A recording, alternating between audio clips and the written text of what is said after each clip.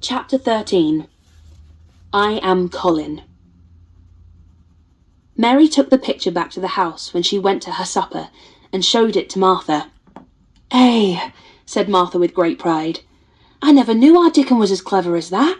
That there's a picture of a misselthrush on a nest, as large as life and twice as natural." Then Mary knew Dickon had meant the picture to be a message. He had meant that she might be sure he would keep her secret. Her garden was her nest, and she was like a misselthrush. Oh, how she did like that queer common boy. She hoped he would come back the very next day, and she fell asleep looking forward to the morning. But you never know what the weather will do in Yorkshire, particularly in the springtime. She was awakened in the night by the sound of rain beating with heavy drops against her window. It was pouring down in torrents, and the wind was wuthering round the corners and in the chimneys of the huge old house. Mary sat up in bed and felt miserable and angry. "The rain is as contrary as I ever was," she said. "It came because it knew I did not want it." She threw herself back on her pillow and buried her face. She did not cry, but she lay and hated the sound of the heavily beating rain.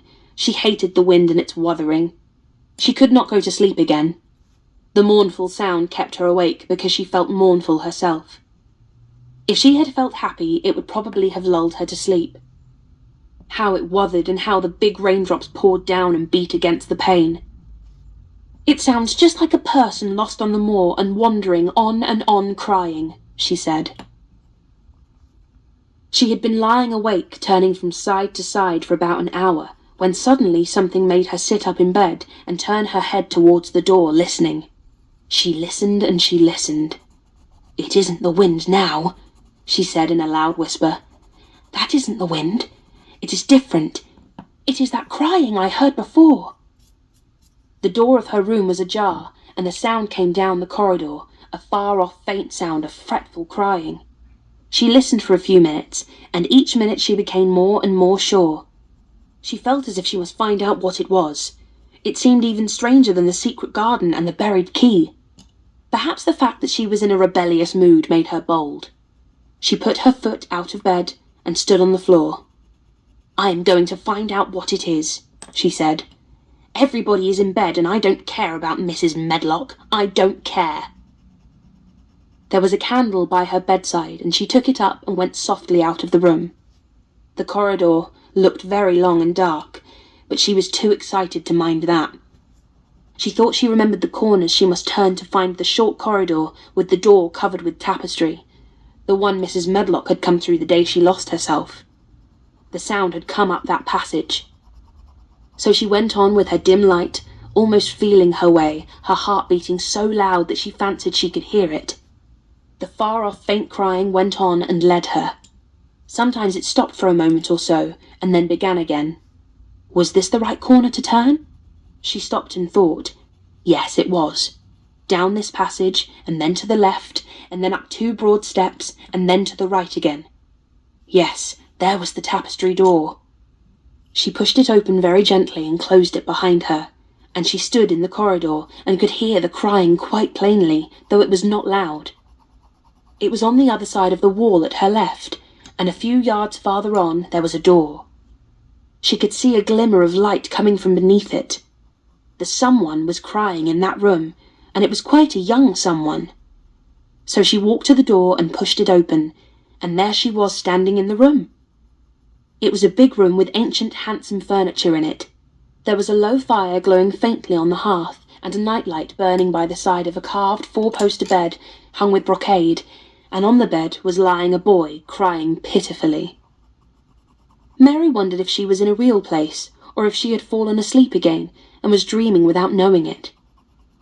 The boy had a sharp, delicate face, the colour of ivory, and he seemed to have eyes too big for it.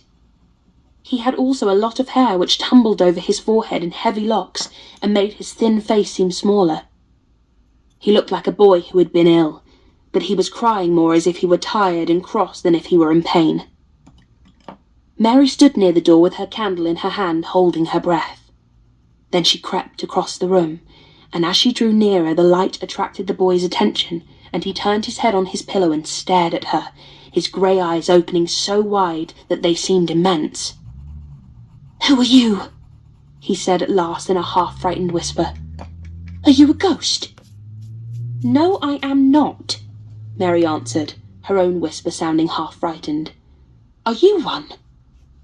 He stared and stared and stared. Mary could not help noticing what strange eyes he had.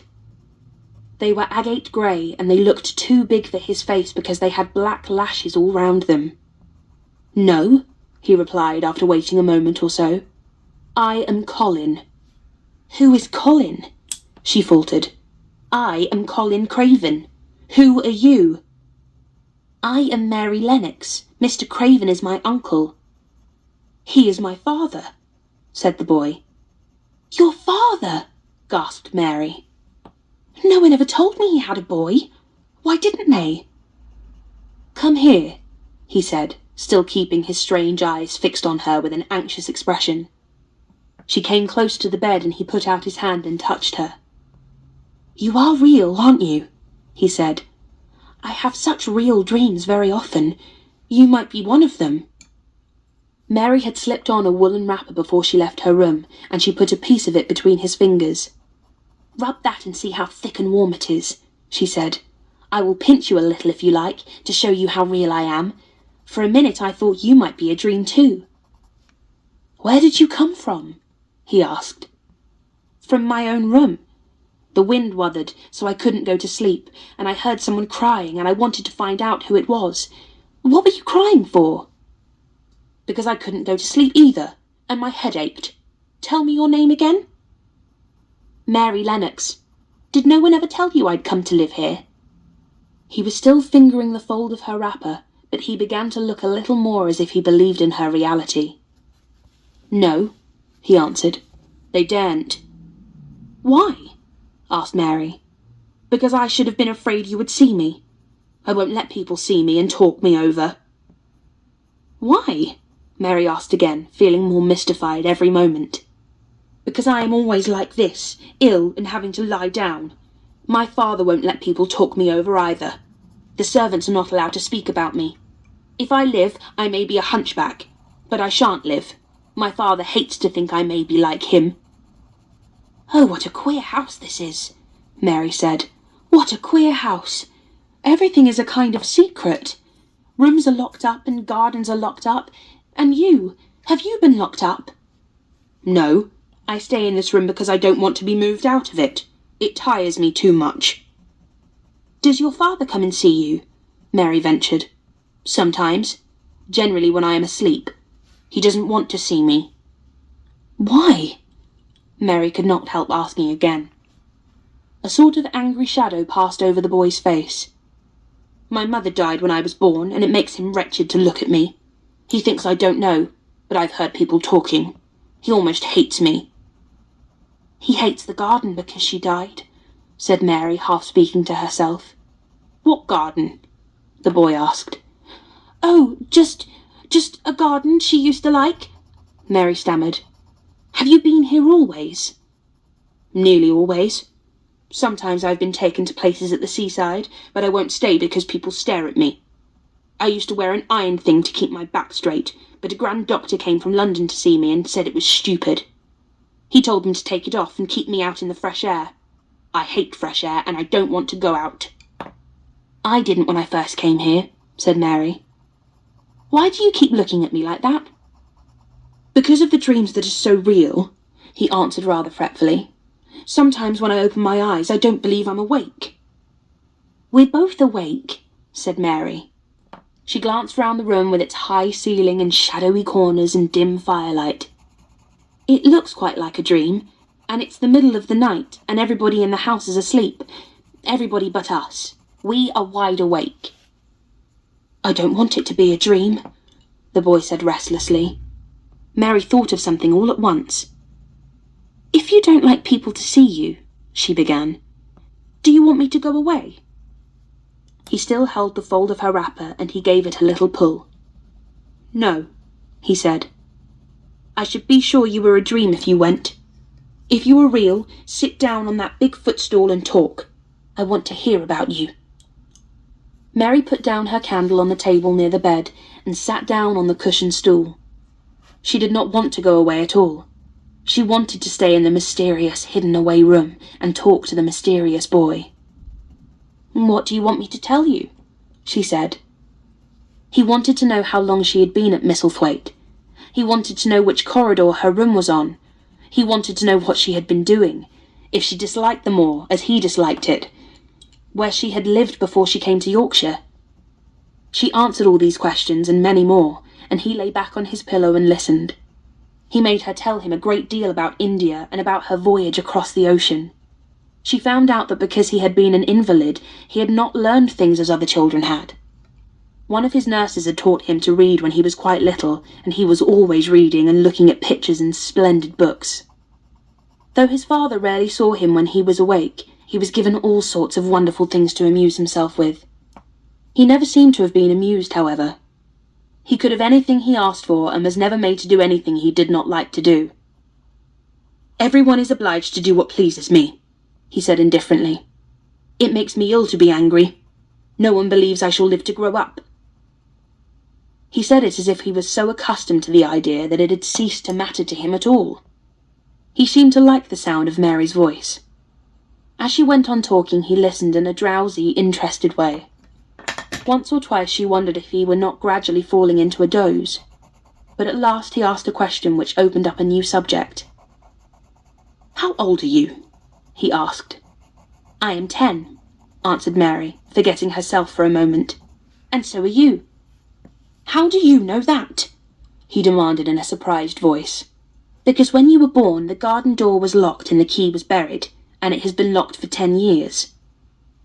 Colin half sat up, turning towards her, leaning on his elbows. "What garden door was locked? Who did it? Where was the key buried?" he exclaimed, as if he was suddenly very much interested. "It was the garden Mr. Craven hates," said Mary nervously. "He locked the door. No one knew where he buried the key." "What sort of garden is it?" Colin persisted eagerly. "No one has been allowed to go into it for 10 years, was Mary's careful answer. But it was too late to be careful. He was too much like herself. He too had had nothing to think about, and the idea of a hidden garden attracted him as it had attracted her. He asked question after question. Where was it? Had she never looked for the door? Had she never asked the gardeners? "They won't talk about it," said Mary. "I think they have been told not to answer questions." "I would make them," said Colin. "Could you?" Mary faltered, beginning to feel frightened. If he could make people answer questions, who knew what might happen? "Everyone is obliged to please me. I told you that," he said. "If I were to live, this place would sometime belong to me. They all know that. I would make them tell me." Mary had not known that she herself had been spoiled, but she could see quite plainly that this mysterious boy had been. He thought that the whole world belonged to him. How peculiar he was, and how coolly he spoke of not living. "Do you think you won't live?" she asked, partly because she was curious and partly in hope of making him forget the garden. "I don't suppose I shall," he answered as indifferently as he had spoken before. "Ever since I remember anything, I have heard people say I shan't. At first they thought I was too little to understand, and now they think I don't hear. But I do. My doctor is my father's cousin. He is quite poor, and if I die, he will have all Misselthwaite when my father is dead. I should think he wouldn't want me to live." "Do you want to live?" inquired Mary. "No," he answered in a cross, tired fashion. "But I don't want to die. When I feel ill, I lie here and think about it until I cry and cry."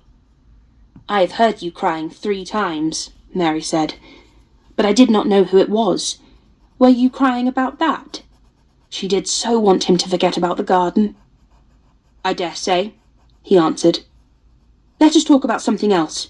Talk about that garden. Don't you want to see it?" "Yes," answered Mary in quite a low voice. "I do," he went on persistently. "I don't think I ever really wanted to see anything before, but I want to see that garden. I want the key dug up. I want the door unlocked. I would let them take me there in my chair. That would be getting fresh air. I'm going to make them open the door."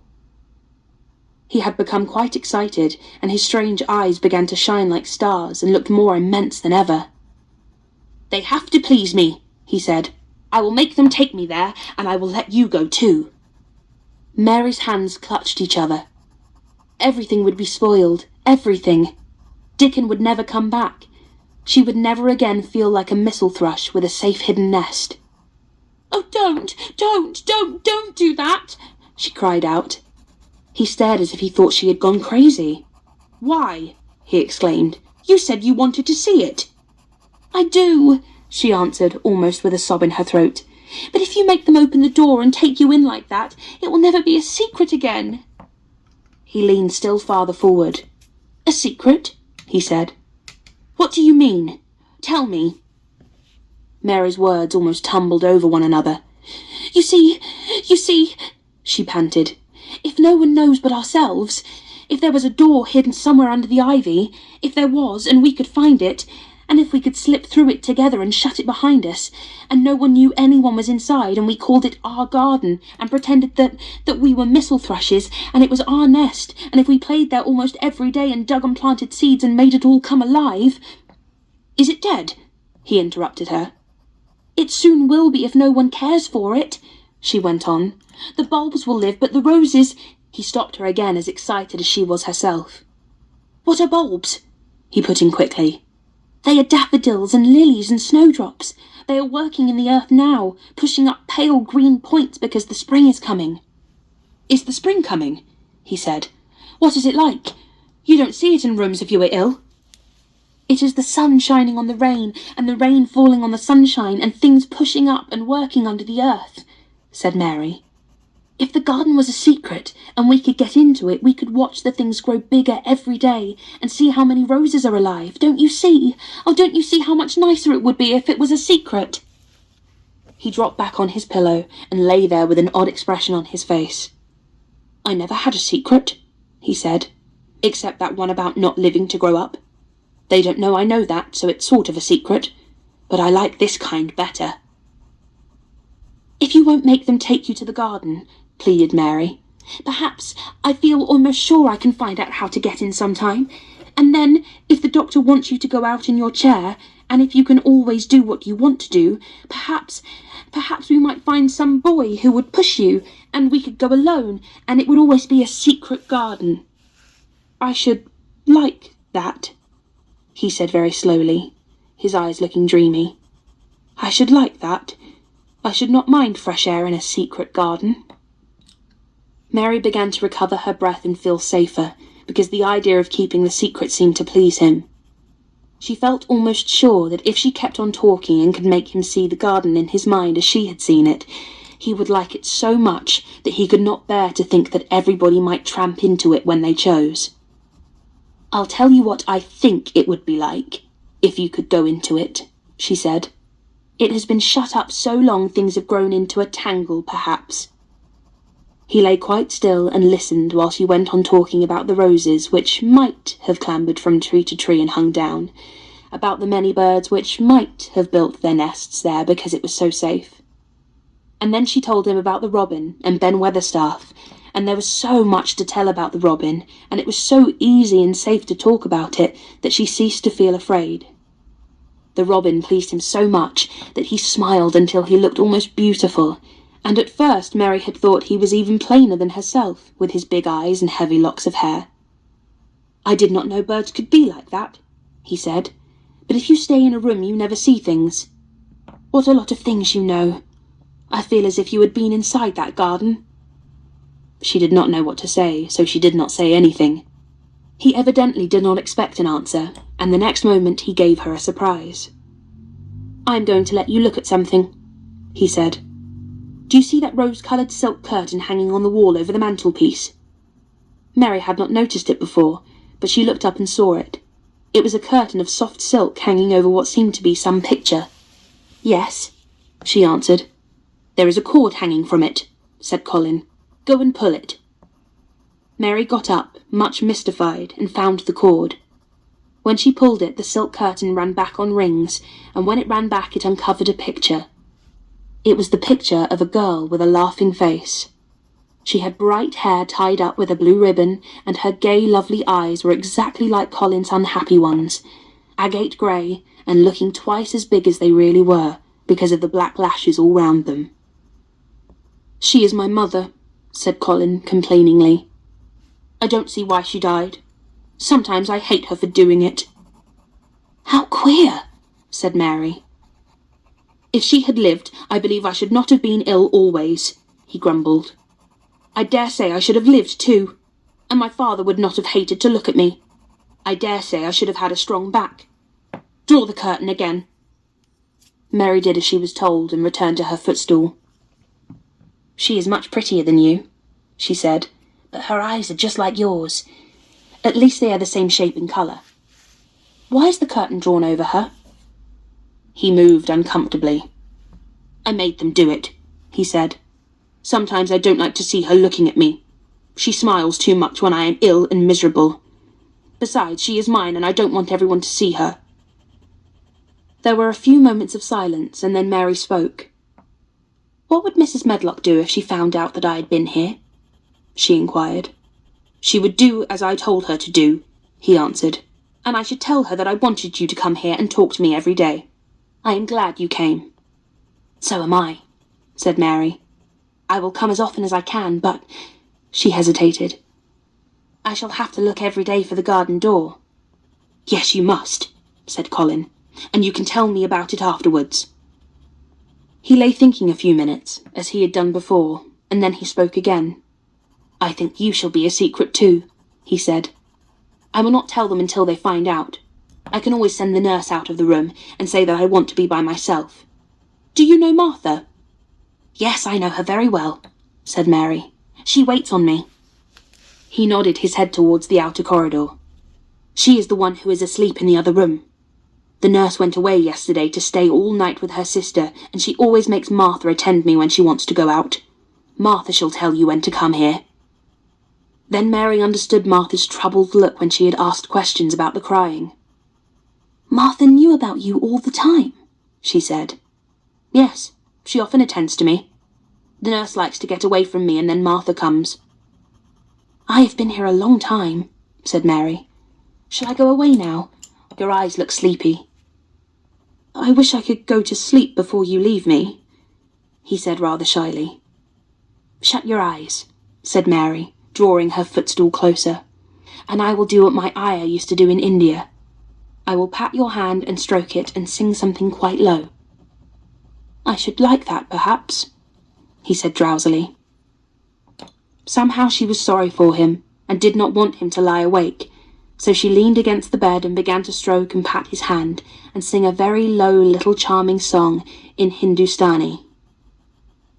"That is nice," he said more drowsily still, and she went on chanting and stroking, but when she looked at him again, his black lashes were lying close against his cheeks, for his eyes were shut and he was fast asleep. She got up softly, took her candle, and crept away without making a sound. Chapter 14. A Young Rajah. The moor was hidden in mist when the morning came, and the rain had not stopped pouring down. There could be no going out of doors. Martha was so busy that Mary had no opportunity of talking to her, but in the afternoon she asked her to come and sit with her in the nursery. She came, bringing the stocking she was always knitting when she was doing nothing else. "What's the matter with thee?" she asked as soon as they sat down. "Thou looks as if thou'd something to say." I have found out what the crying was," said Mary. Martha let her knitting drop on her knee and gazed at her with startled eyes. "Thasn't," she exclaimed. "Never." "I heard it in the night," Mary went on, "and I got up and went to see where it came from. It was Colin. I found him." Martha's face became red with fright. Miss Mary," she said, half crying. "Thou shouldn't have done it. Thou shouldn't. Thou'll get me in trouble. I never told thee nothing about him, but thou'll get me in trouble. I shall lose my place, and what'll mother do?" "You won't lose your place," said Mary. "He was glad I came. We talked and talked, and he said he was glad I came." Was he? Cried Martha. At the show? That doesn't know what he's like when anything vexes him. He's a big lad to cry like a baby, but when he's in a passion he'll fair scream just to frighten us. He knows us daren't call our souls our own. He wasn't vexed, said Mary. I asked him if I should go away and he made me stay. He asked me questions, and I sat on a big footstool and talked to him about India and about the robin and gardens. He wouldn't let me go. He let me see his mother's picture. Before I left him, I sang him to sleep. Martha fairly gasped with amazement. I can scarcely believe thee, she protested. It's as if they'd walked straight into a lion's den. If he'd been like he is most times, he'd have thrown himself into one of his tantrums and roused the house. He won't let strangers look at him. He let me look at him. I looked at him all the time and he looked at me. We stared, said Mary. I don't know what to do, cried agitated Martha. If Mrs. Medlock finds out, she'll think I broke orders and told thee. I shall be packed back to mother. He is not going to tell Mrs. Medlock anything about it yet. It's to be a sort of secret just at first, said Mary firmly, and he says everybody is obliged to do as he pleases. Aye, that's true enough, the bad lad, sighed Martha, wiping her forehead with her apron. He said Mrs. Medlock must, and he wants me to come and talk to him every day, and you are to tell me when he wants me. Me? Said Martha. I shall lose my place. I shall for sure. You can't if you are doing what he wants you to do and everybody is ordered to obey him, Mary argued. Does that mean to say, cried Martha with wide-open eyes, that he was nice to thee? I think he almost liked me, Mary answered. Then I must have bewitched him, decided Martha, drawing a long breath. Do you mean magic? Inquired Mary. I've heard about magic in India, but I can't make it. I just went into his room, and I was so surprised to see him I stood and stared. And then he turned round and stared at me, and he thought I was a ghost or a dream, and I thought perhaps he was. And it was so queer being there alone together in the middle of the night, and not knowing about each other. And we began to ask each other questions, and when I asked him if I must go away, he said I must not. The world's coming to an end, gasped Martha. What is the matter with him? Asked Mary. Nobody knows for sure and certain, said Martha. Mr. Craven went off his head like when he was born. T' doctors thought he'd have to be put in asylum. It was because Mrs. Craven died, like I told you. He wouldn't set eyes on t' baby. He just raved and said it'd be another hunchback like him, and it'd better die. Is Colin a hunchback? Mary asked. He didn't look like one. He isn't yet, said Martha. But he began all wrong. Mother said that there was enough trouble raging into the house to set any child wrong. They was afraid his back was weak, and they've always been taking care of it, keeping him lying down and not letting him walk. Once they made him wear a brace, but he fretted so he was downright ill.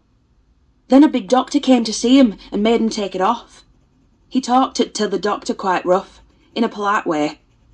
He said there'd be too much medicine and too much letting him have his own way.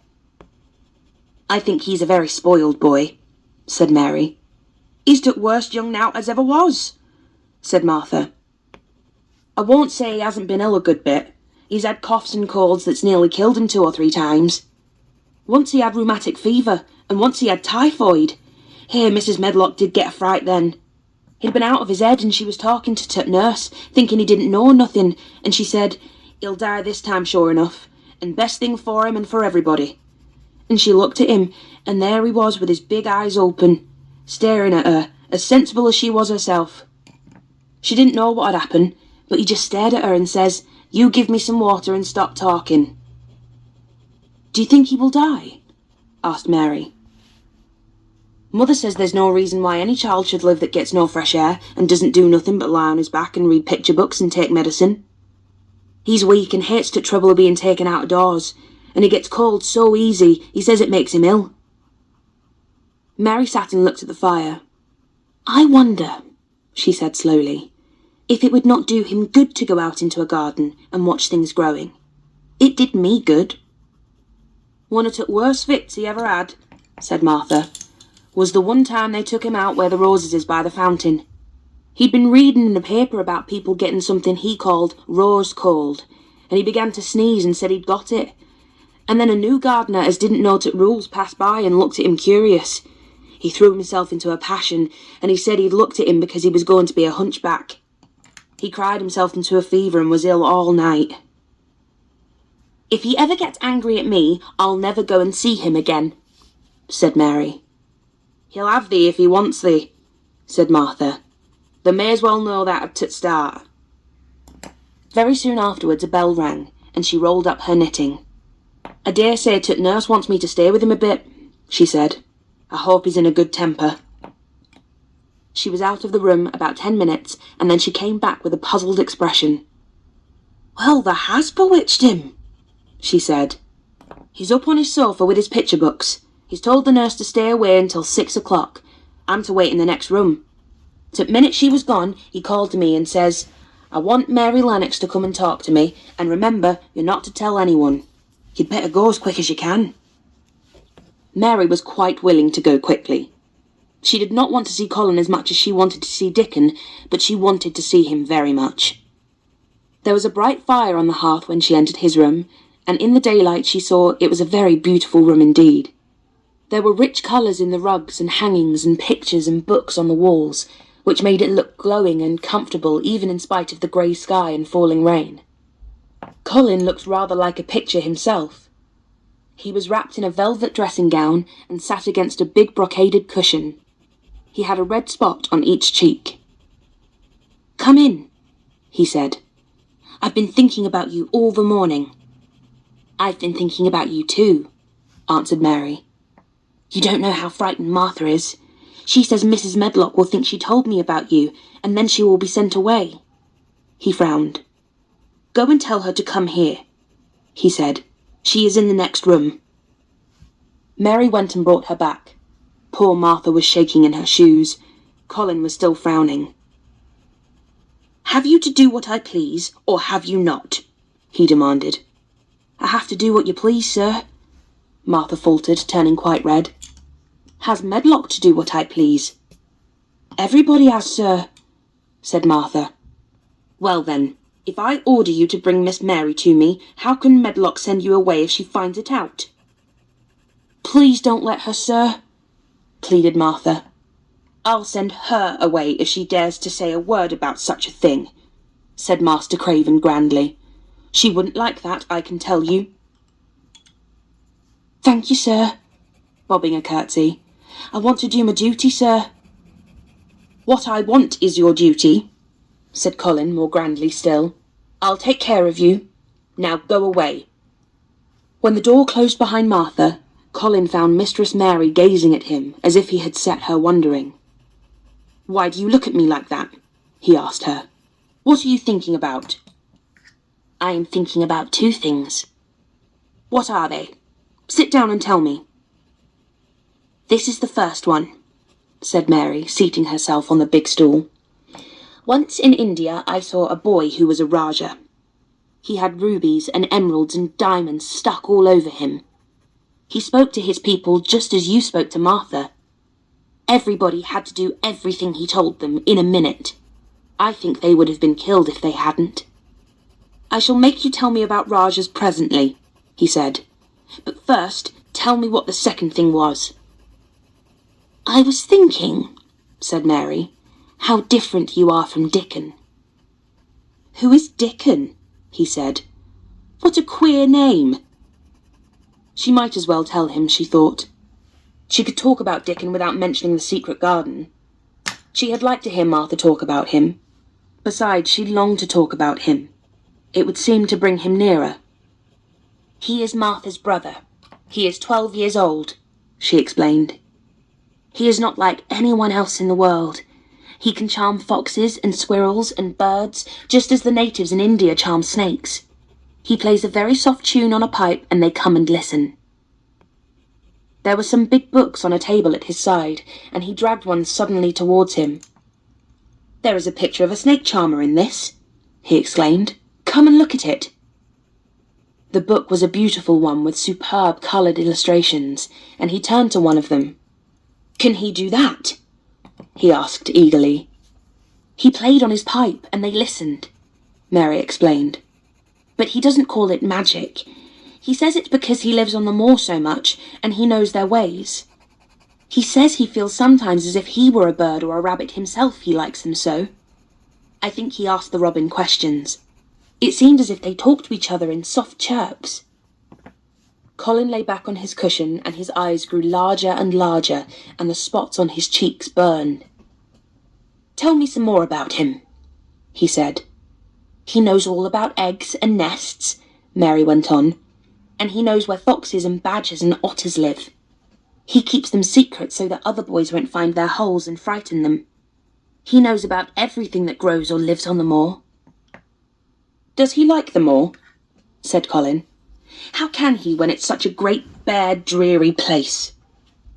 It's the most beautiful place, protested Mary. Thousands of lovely things grow on it, and there are thousands of little creatures all busy building nests and making holes and burrows and chippering or singing or squeaking to each other. They are so busy and having such fun under the earth or in the trees or heather. It's their world. How do you know all that? Said Colin, turning on his elbow to look at her. I have never been there once, really, said Mary, suddenly remembering. I only drove over it in the dark. I thought it was hideous. Martha told me about it first, and then Dickon.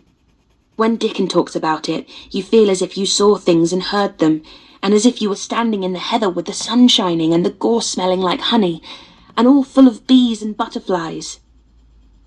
You never see anything if you were ill, said Colin restlessly. He looked like a person listening to a new sound in the distance and wondering what it was. You can't if you stay in a room, said Mary. I couldn't go on the moor, he said in a resentful tone. Mary was silent for a minute, and then she said something bold. You might, sometime.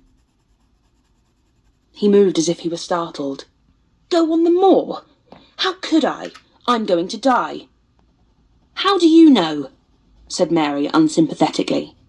She didn't like the way he had of talking about dying. She did not feel very sympathetic. She felt rather as if he almost boasted about it.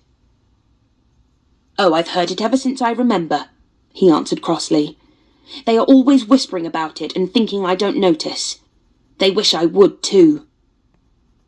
Mistress Mary felt quite contrary. She pinched her lips together. If they wished I would, she said, I wouldn't. Who wishes you would? The servants, and of course Dr. Craven, because he would get Misselthwaite and be rich instead of poor. He daren't say so, but he always looks cheerful when I am worse. When I had typhoid fever, his face got quite fat. I think my father wishes it too. I don't believe he does, said Mary quite obstinately. That made Colin turn and look at her again. Don't you? He said, and then he lay back on his cushion and was still as if he were thinking, and there was quite a long silence. Perhaps they were both of them thinking strange things children do not usually think of. I like the grand doctor from London because he made them take the iron thing off, said Mary at last. Did he say you were going to die? No. What did he say? He didn't whisper, Colin answered. Perhaps he knew I hated whispering. I heard him say one thing quite aloud. He said, the lad might live if he would make up his mind to it. Put him in the humour.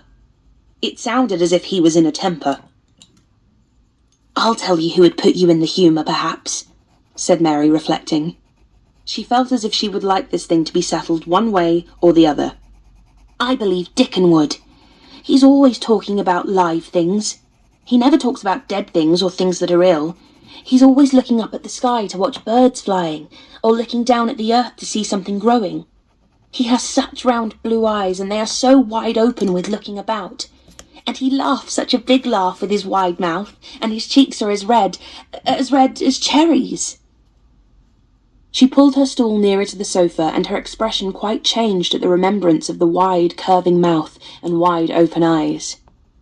See here, she said. Don't let us talk about dying. I don't like it. Let us talk about living. Let us talk and talk about Dickon, and then we will look at your pictures." It was the best thing she could have said. To talk about Dickon meant to talk about the moor, and about the cottage, and the 14 people who lived in it on 16 shillings a week, and the children who got fat on the moor grass like wild ponies, and about Dickon's mother and the skipping rope, and the moor with the sun on it, and about pale green points sticking up out of the black sod. And it was all so alive that Mary talked more than she had ever talked before, and Colin both talked and listened as he had never done either before. And they both began to laugh over nothing as children will when they are happy together, and they laughed so that in the end they were making as much noise as if they had been 2 ordinary, healthy, natural 10-year-old creatures, instead of a hard little unloving girl and a sickly boy who believed that he was going to die. They enjoyed themselves so much that they forgot the pictures, and they forgot about the time. They had been laughing quite loudly over Ben Weatherstaff and his robin, and Colin was actually sitting up as if he had forgotten about his week back when he suddenly remembered something. "Do you know there is one thing we have never once thought of?" he said. "We are cousins." It seemed so queer that they had talked so much and never remembered this simple thing that they laughed more than ever, because they had got into the humour to laugh at anything. And in the midst of the fun, the door opened, and in walked Dr. Craven and Mrs. Medlock. Dr. Craven started in actual alarm, and Mrs. Medlock almost fell back because he had accidentally bumped against her. "Good Lord!" exclaimed poor Mrs. Medlock, with her eyes almost starting out of her head. "Good Lord!" "What is this?" said Dr. Craven, coming forward. "What does it mean?" Then Mary was reminded of the boy Rajah again. Colin answered as if neither the doctor's alarm nor Mrs. Medlock's terror were of the slightest consequence. He was as little disturbed or frightened as if an elderly cat and dog had walked into the room. "This is my cousin, Mary Lennox," he said. "I asked her to come and talk to me. I like her. She must come and talk to me whenever I send for her." Dr. Craven turned reproachfully to Mrs. Medlock. "Oh, sir," she panted, "I don't know how it's happened. There's not a servant on the place that'd dare to talk. They all have their orders." "Nobody told her anything," said Colin. "She heard me crying and found me herself. I am glad she came. Don't be silly, Medlock." Mary saw that Dr. Craven did not look pleased, but it was quite plain that he dare not oppose his patient. He sat down by Colin and felt his pulse. "I am afraid there has been too much excitement. Excitement is not good for you, my boy," he said. "I should be excited if she kept away," answered Colin, his eyes beginning to look dangerously sparkling. "I am better. She makes me better. The nurse must bring up her tea with mine. We will have tea together." Mrs. Medlock and Dr. Craven looked at each other in a troubled way, but there was evidently nothing to be done. "He does look rather better, sir," ventured Mrs. Medlock. "But," thinking the matter over, "he looked better this morning before she came into the room." "She came into the room last night. She stayed with me a long time. She sang a Hindustani song to me and it made me go to sleep," said Colin. "I was better when I wakened up. I wanted my breakfast. I want my tea now. Tell nurse, Medlock." Dr. Craven did not stay very long. He talked to the nurse for a few minutes when she came into the room, and said a few words of warning to Colin. He must not talk too much. He must not forget that he was ill. He must not forget that he was very easily tired. Mary thought that there seemed to be a number of uncomfortable things that he was not to forget. Colin looked fretful and kept his strange, black-lashed eyes fixed on Dr. Craven's face. "I want to forget it," he said at last. "She makes me forget it. That is why I want her." Dr. Craven did not look happy when he left the room. He gave a puzzled glance at the little girl sitting on the large stool. She had become a stiff, silent child again as soon as he entered, and he could not see what the attraction was. The boy actually did look brighter, however, and he sighed rather heavily as he went down the corridor. "They are always wanting me to eat things when I don't want to," said Colin, as the nurse brought in the tea and put it on the table by the sofa. "Now, If you'll eat, I will. Those muffins look so nice and hot. Tell me about the Rajas. Chapter 15. Nest Building. After another week of rain, the high arch of blue sky appeared again, and the sun which poured down was quite hot. Though there had been no chance to see either the secret garden or Dickon, Mistress Mary had enjoyed herself very much. The week had not seemed long. She had spent hours of every day with Colin in his room, talking about Rajas or gardens or Dickon, and the cottage on the moor. They had looked at the splendid books and pictures, and sometimes Mary had read things to Colin, and sometimes he had read a little to her. When he was amused and interested, she thought he scarcely looked like an invalid at all, except that his face was so colourless, and he was always on the sofa.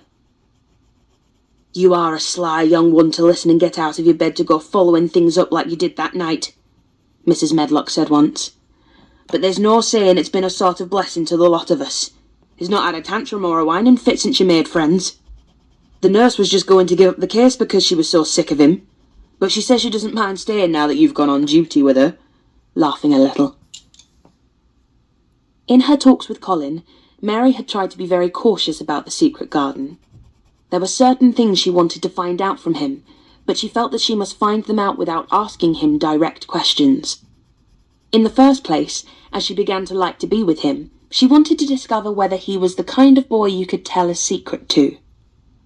He was not in the least like Dickon, but he was evidently so pleased with the idea of a garden no one knew anything about that she thought perhaps he could be trusted. But she had not known him long enough to be sure. The second thing she wanted to find out was this. If he could be trusted, if he really could, wouldn't it be possible to take him to the garden without having anyone find it out? The Grand Doctor had said that he must have fresh air, and Colin had said that he would not mind fresh air in a secret garden. Perhaps if he had a great deal of fresh air, and knew Dickon and the robin, and saw things growing, he might not think so much about dying. Mary had seen herself in the glass sometimes lately, when she had realised that she looked quite a different creature from the child she had seen when she arrived from India. This child looked nicer. Even Martha had seen a change in her. "To air from Tutmore has done thee good already," she had said. "Thou'rt not nigh so yeller, and thou'rt not nigh so scrawny. Even the hair doesn't slant down on the head so flat. It's got some life in it so as it sticks out a bit." "It's like me," said Mary. "It's growing stronger and fatter. I'm sure there's more of it." "It looks it for sure," said Martha, ruffling it up a little round her face. "Thou'rt not half so ugly when it's that way, and there's a bit of red in the cheeks." If gardens and fresh air had been good for her, perhaps they would be good for Colin. But then, if he hated people to look at him, perhaps he would not like to see Dickon. "Why does it make you angry when you are looked at?" she inquired one day. "I always hated it," he answered, "even when I was very little. Then when they took me to the seaside, and I used to lie in my carriage, everybody used to stare, and ladies would stop and talk to my nurse, and then they would begin to whisper, and I knew then they were saying I shouldn't live to grow up. Then sometimes the ladies would pat my cheeks and say, 'Poor child.' Once when a lady did that, I screamed out loud and bit her hand. She was so frightened she ran away." "She thought you had gone mad like a dog," said Mary, not at all admiringly. "I don't care what she thought," said Colin, frowning. "I wonder why you didn't scream and bite me when I came into your room," said Mary. Then she began to smile slowly. "I thought you were a ghost or a dream," he said. "You can't bite a ghost or a dream, and if you scream they don't care." "Would you hate it if a boy looked at you?" Mary asked uncertainly. He lay back on his cushion and paused thoughtfully. "There's one boy," he said quite slowly, as if he were thinking over every word. "There's one boy I believe I shouldn't mind. It's that boy who knows where the foxes live. Dickon." "I'm sure you wouldn't mind him," said Mary. "The birds don't, and other animals," he said, still thinking it over. "Perhaps that's why I shouldn't. He's a sort of animal charmer, and I am a boy animal." Then he laughed, and she laughed too. In fact, it ended in their both laughing a great deal, and finding the idea of a boy animal hiding in his hole very funny indeed. What Mary felt afterwards was that she need not fear about Dickon. On that first morning when the sky was blue again, Mary wakened very early. The sun was pouring in slanting rays through the blinds, and there was something so joyous in the sight of it that she jumped out of bed and ran to the window. She drew up the blinds and opened the window itself, and a great waft of fresh, scented air blew in upon her. The moor was blue, and the whole world looked as if something magic had happened to it. There were tender little fluting sounds here and there and everywhere, as if scores of birds were beginning to tune up for a concert. Mary put her hand out of the window and held it in the sun. "It's warm, warm," she said. "It will make the green points push up and up and up, and it will make the bulbs and roots work and struggle with all their might under the earth." She kneeled down and leaned out of the window as far as she could, breathing big breaths and sniffing the air until she laughed because she remembered what Dickon's mother had said about the end of his nose quivering like a rabbit's. "It must be very early," she said. "The little clouds are all pink, and I've never seen the sky look like this. No one is up. I don't even hear the stable boys." A sudden thought made her scramble to her feet. "I can't wait! I am going to see the garden!" She had learned to dress herself by this time, and she put on her clothes in 5 minutes. She knew a small side door which she could unbolt herself, and she flew downstairs in her stocking feet and put on her shoes in the hall. She unchained and unbolted and unlocked, and when the door was open she sprang across the step with one bound, and there she was, standing on the grass, which seemed to have turned green, and with the sun pouring down on her, and warm, sweet wafts about her, and the fluting and twittering and singing coming from every bush and tree. She clasped her hands for pure joy and looked up in the sky, and it was so blue and pink and pearly and white and flooded with springtime light that she felt as if she must flute and sing aloud herself, and knew that thrushes and robins and skylarks could not possibly help it. She ran around the shrubs and paths towards the secret garden. "It is all different already," she said. "The grass is greener, and things are sticking up everywhere, and things are uncurling, and green buds of leaves are showing. This afternoon I am sure Dickon will come." The long warm rain had done strange things to the herbaceous beds which bordered the walk by the lower wall. There were things sprouting and pushing out from the roots of clumps of plants, and there were actually here and there glimpses of royal purple and yellow unfurling among the stems of crocuses. 6 months before, Mistress Mary would not have seen how the world was waking up, but now she missed nothing. When she had reached the place where the door hid itself under the ivy, she was startled by a curious loud sound. It was the caw-caw of a crow, and it came from the top of the wall, and when she looked up, there sat a big, glossy-plumaged, blue-black bird, looking down at her very wisely indeed. She had never seen a crow so close before, and he made her a little nervous, but the next moment he spread his wings and flapped away across the garden. She hoped he was not going to stay inside, and she pushed the door open wondering if he would. When she got fairly into the garden, she saw that he probably did intend to stay, because he had alighted on a dwarf apple tree, and under the apple tree was lying a little reddish animal with a busy tail, and both of them were watching the stooping body and the rust-red head of Dickon, who was kneeling on the grass working hard. Mary flew across the grass to him. "Oh, Dickon! Dickon!" she cried out. "How could you get here so early? How could you? The sun has only just got up." He got up himself, laughing and glowing and tousled, his eyes like a bit of the sky. "Hey," he said, "I was up long before him. How could I have stayed abed? Took worlds off there begun again this morning it has, and it's working and humming and scratching and piping and nest building and breathing out scents, till you got to be out on it instead of lying on your back. When t' sun did jump up, t' moor went mad for joy, and I was in the midst of t' heather, and I ran like mad myself, shouting and singing, and I come straight here. I couldn't have stayed away. Why, t' garden was lying here waiting." Mary put her hands on her chest, panting, as if she had been running herself. "Oh, Dickon, Dickon," she said.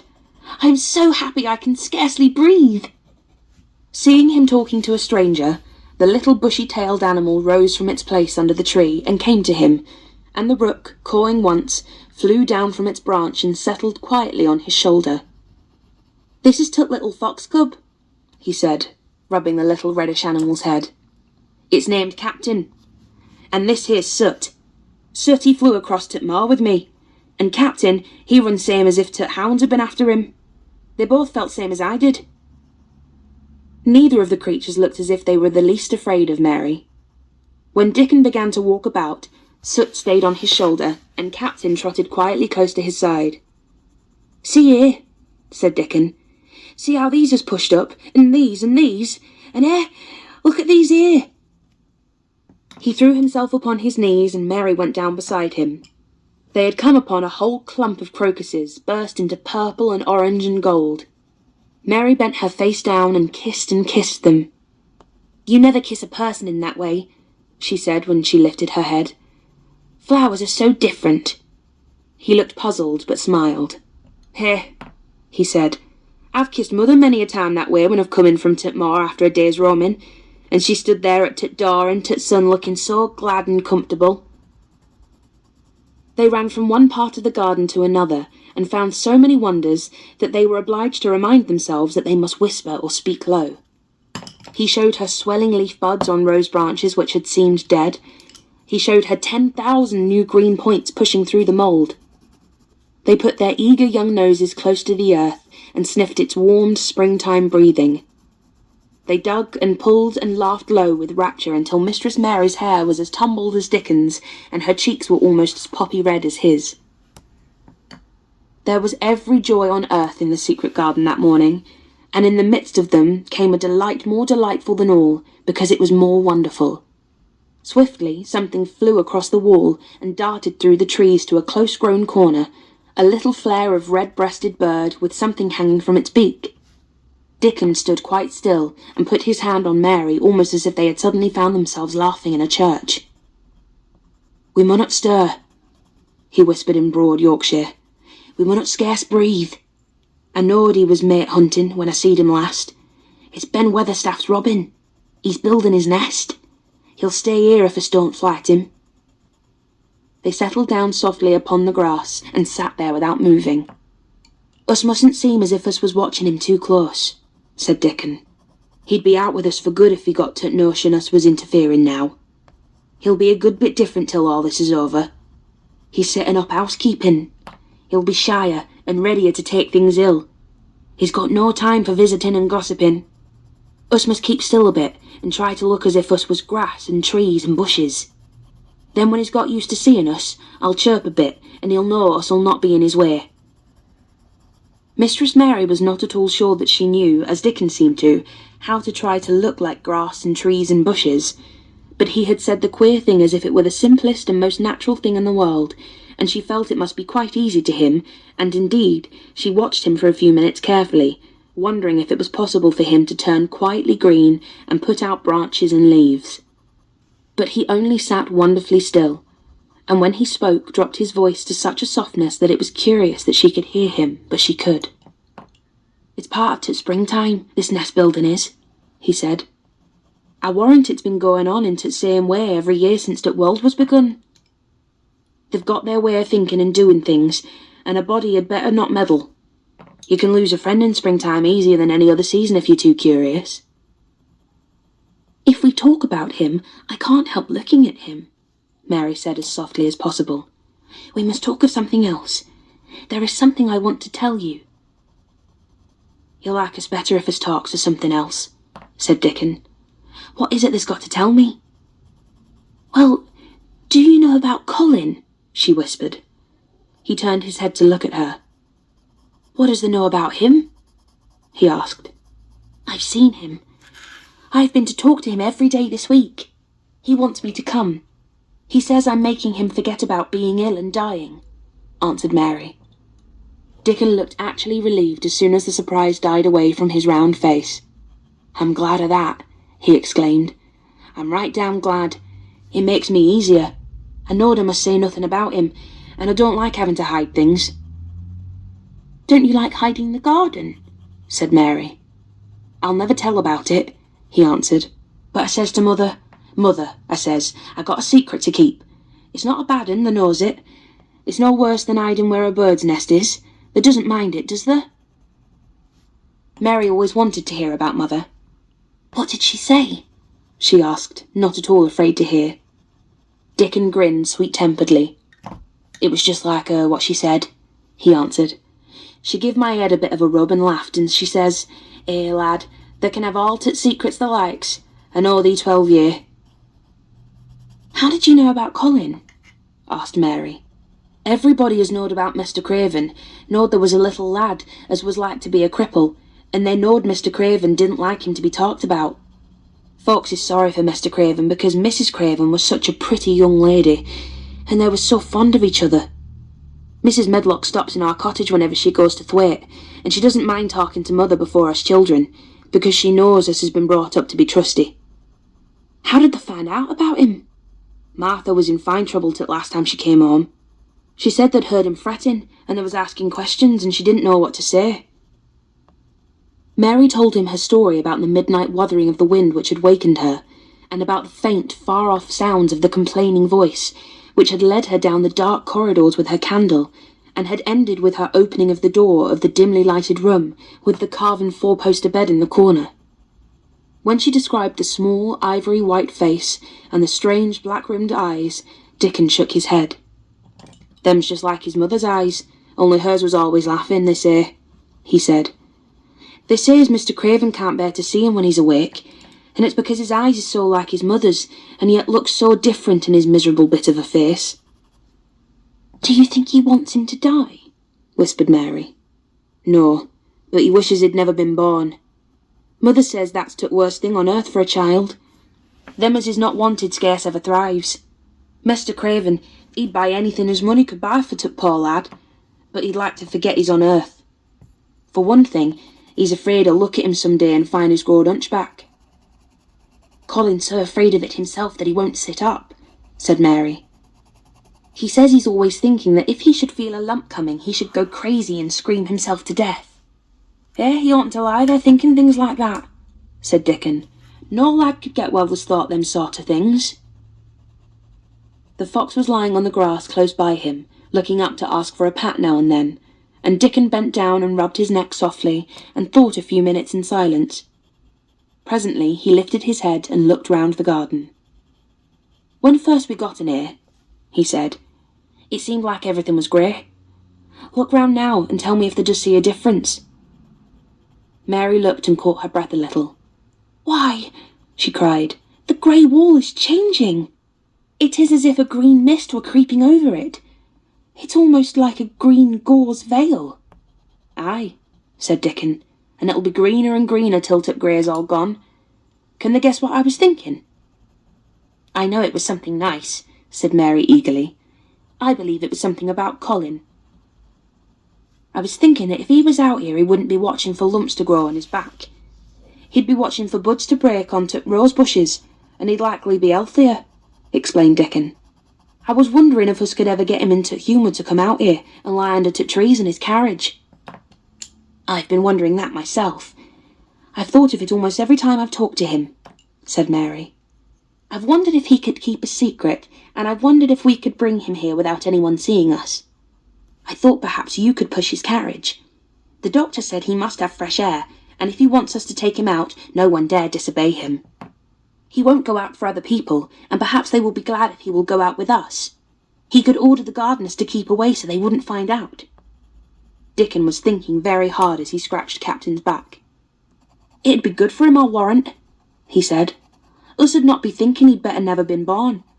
Us'd be just 2 children watching a garden grow, and he'd be another. 2 lads and a little lass just looking on at springtime. I warrant it'd be better than doctor's stuff." "He's been lying in his room so long, and he's always been so afraid of his back, that it has made him queer," said Mary. "He knows a good many things out of books, but he doesn't know anything else. He says he has been too ill to notice things, and he hates going out of doors and hates gardens and gardeners, but he likes to hear about this garden because it is a secret. I don't tell him much, but he said he wanted to see it." "Us'll have him out here some time for sure," said Dickon. "I could push his carriage well enough. Has thou noticed how Robin and his mate has been working while we've been sitting here? Look at him perched on that branch, wondering where it'd be best to put that twig he's got in his beak." He made one of his low, whistling calls, and the robin turned his head and looked at him inquiringly, still holding his twig. Dickon spoke to him as Ben Weatherstaff did, but Dickon's tone was one of friendly advice. "Where's ever thou puts it," he said, "it'll be all right. They knew how to build a nest before they came out of t' egg. Get on with thee, lad. There's got no time to lose."